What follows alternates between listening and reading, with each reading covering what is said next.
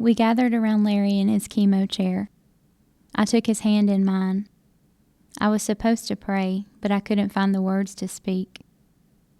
Another nurse led the prayer as we all held hands, knowing this would be the last time we saw him. The tears fell to the ground as they had done so many times before.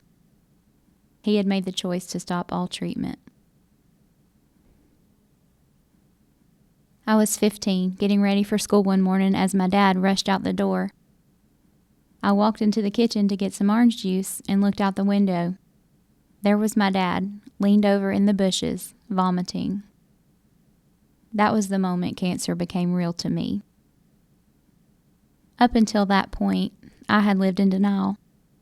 I didn't allow my mind to go to a place where I had to sing with somebody else playing the piano alongside me. I didn't want to think about graduating or getting married without him there.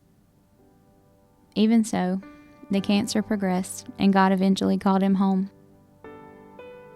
At my dad's funeral, I was surprised to see that his chemo nurses had driven almost an hour to come and pay their respects.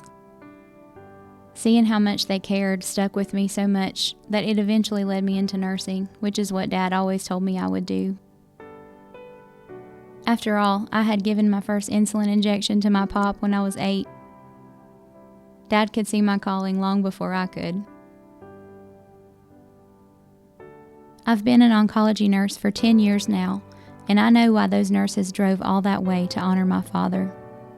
I have the best job in the world.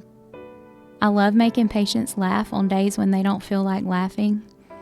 I love hearing stories about their kids and grandkids as they proudly pull pictures out of their wallets. My fellow nurses and I, we know their names, their stories, their joys and their fears. We dance when they get good news, and we hold their hands when they get bad news. We laugh, cry, we act silly. And in cases like Larry's, we pray, hug, and say our goodbyes.